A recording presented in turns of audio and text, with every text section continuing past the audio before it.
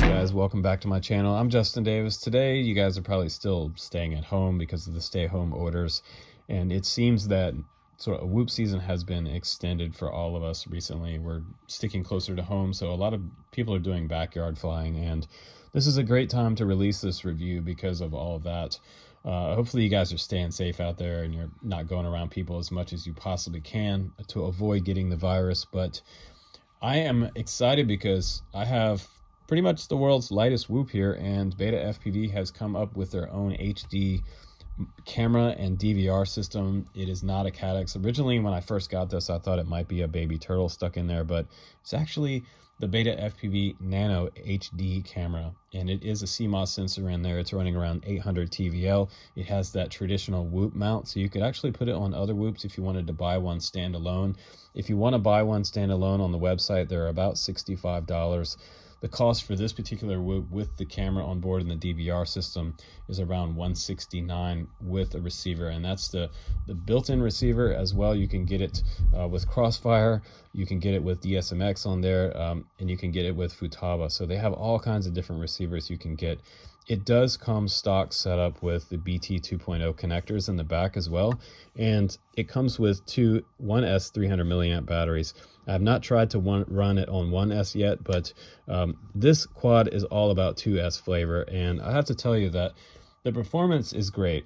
The performance on this quad is 2 thumbs up right out of the gate because it will power loop without washing out and doing a whole lot of weird stuff. The tune on it is actually really good on the flight controller. It is an F4 flight controller.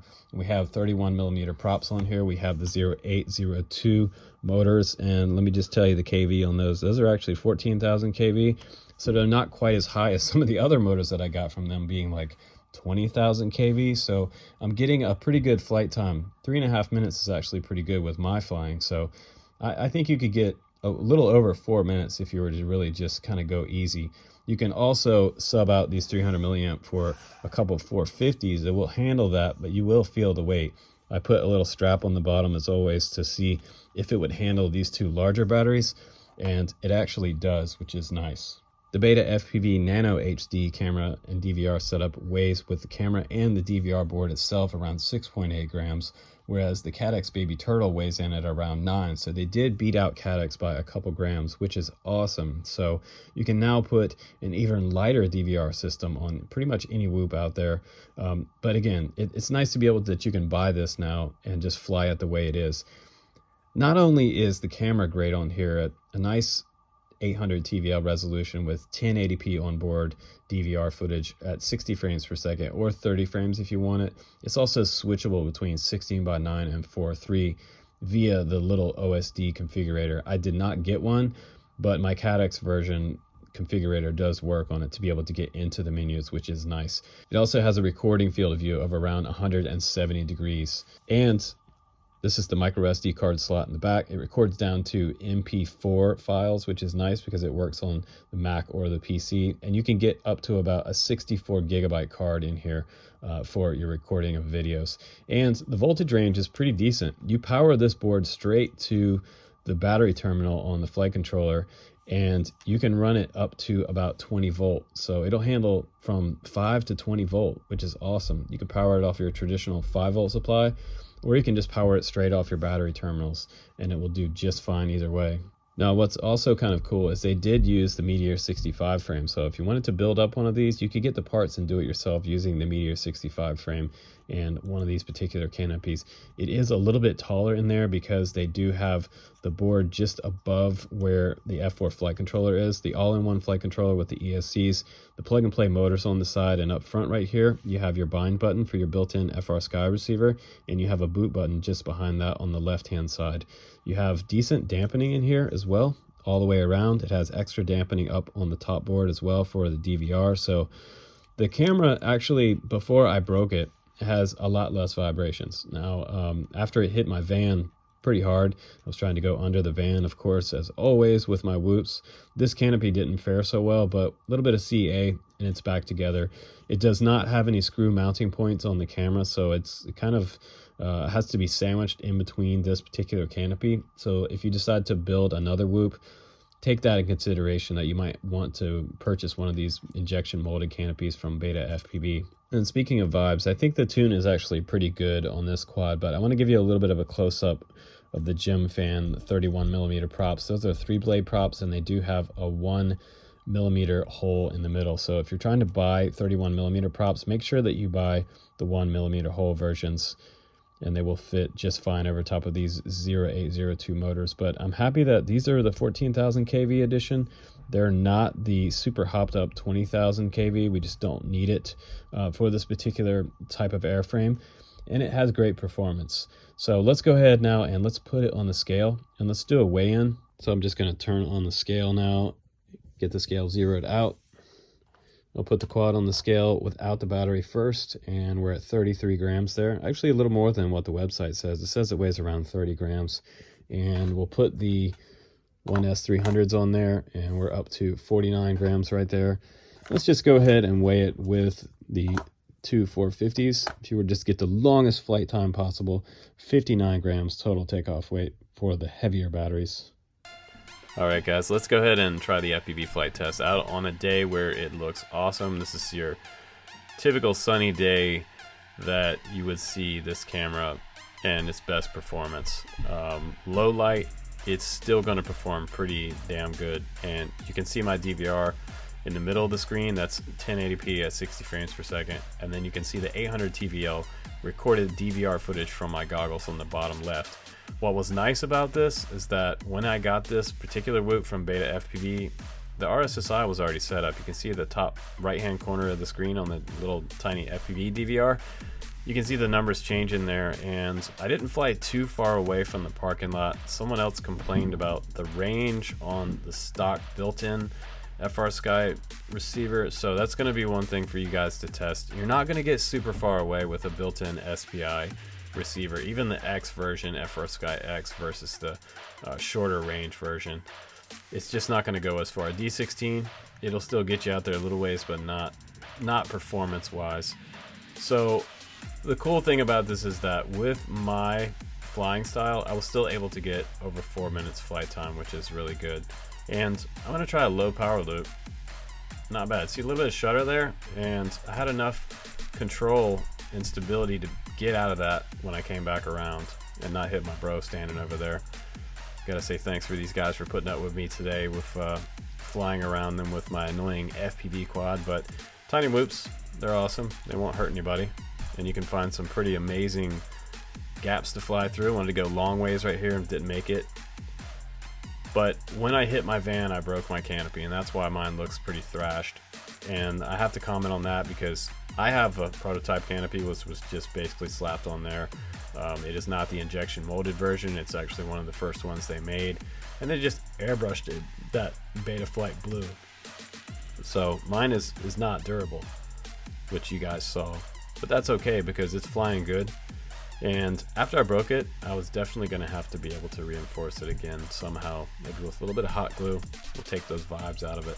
I had some other footage from today that's just not usable, but they're going again for that power loop. Bottomed out on that one, but not a lot of washout, which is really awesome. So there's not a lot of bad tune on this quad, and that's really good news for you guys. It flies awesome. It's ultra lightweight, indoors or outdoors. This would be just like so much fun. But let's go ahead now. Let's check out some backyard footage on an overcast day, and it actually started raining on me right here. It's awesome. Whenever you seem to need to get something squeezed into a video, it starts raining, or you have some kind of crazy thing happen. But yeah, we're on YouTube and we can do videos regardless of what's going on. And there's my COVID business suit right there, my stay at home, work from home sort of jammy pants instead of slacks. But this thing can take some hits, and surprisingly looks pretty decent. I can see a little bit of cloud definition up there once I get the quad up kind of high in this DVR, and all the greens still look really green in this video, which is pretty impressive for their nano DVR. And I didn't have a lot of freeze up, and I think the frame rate and what I'm seeing in the goggles looks real time. It's the millisecond is very high on here, and I don't think it has a lot of delay even when I hit the seesaw. But back out in the yard now. What's fun also about it is that it is a very small proximity flyer, so you can pretty much fly this in just about any backyard. And again, it will take some hits. It seemed to tumble out of control when I hit hard surfaces like the side of the house. So one thing about that flight controller is it does look like it'll trip up and kind of throw you into the ground if you touch something. A little bit of annoying characteristic of some whoops out there, but I'm happy with this one, guys, and I think that we're going to talk about some really good results. But I'm going to go ahead and land this thing before I totally fry it in the rain. Here we go. All right, guys, welcome back from the flight test. So what do you think about this little 65X HD? Are you excited that this one came out? I like it, and I don't even, honestly, I don't even care that it has HD on it. I think that's a great sort of move toward the future, and everything's just going to get better and better with electronics over time. It just keeps getting smaller and smaller. What I'm excited about is the fact that you can have performance and HD all in one package now that is super light at a whoop size. Because for years we've only been sharing our non-HD footage, our DVR footage from our goggles, and we're finally to the point now where we can share some actually pretty damn good looking footage. And I would say this one's on par with anything that Cadex makes.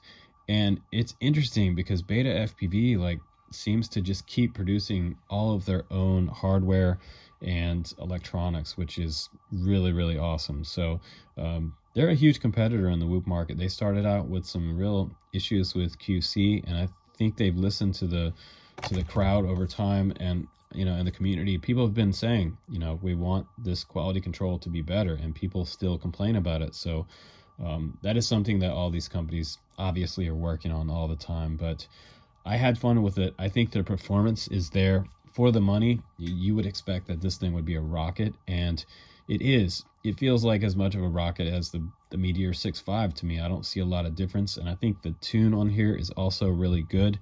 I like the fact that you can also get it over a 4-minute flight time, as well as extreme performance with this 2S 300 milliamp setup. Just a little bit shorter flight time, around 3 minutes with that setup, but this one is going to be a little bit harder to power loop. The 450 batteries, just you can start to feel the weight, but if you want an upwards of 5 minutes flight time, definitely try out these two batteries on there with your strap. Just put on any type of strap on the bottom. You can run the strap across underneath this 3D printed tray, and that works out pretty good for me. I am also happy that I'm able to take these connectors and put them on any other type of third-party charger, like this 6-in-1 charger from Eachine right here. It does support the PH 2.0 connector, and since you have converters that come along in your box, I believe you get one, but you can also buy extras of this one and plug into your charger, and then you can charge 6 at once. And these chargers really are cheap, guys. I think they're like $10 or something like that. And you can run a 4S battery. You can also charge with USB cable on these as well. So they're pretty nice chargers in comparison with the one that comes along with it. It only charges 2 at once. But these are also kind of nice because you can run these off of USB. But you can also charge off these if you have a power bank. You can also plug in your power bank to this USB port for a power supply, or you can plug in an AC 12 volt right here. So you have a lot of options with these little chargers. They're just awesome. But I have to say, again, I love the performance of this quad. The camera looks great. So everything about it is 2 thumbs up. It is a 5. It would be a 10-star quad if I could give it 10 stars. I'd say, again, 5 stars for the Betafpv 65X updated HD version. They also have a regular version that they've also updated with these new motors and F4 flight controller. So I'll put those links down below. You guys can check them out. Hopefully you're staying safe out there and staying at home and flying, guys. Let me know in the comments below what you guys think about this little 65X HD. I'm Justin Davis. Take care, guys, and I'll see you on the next one.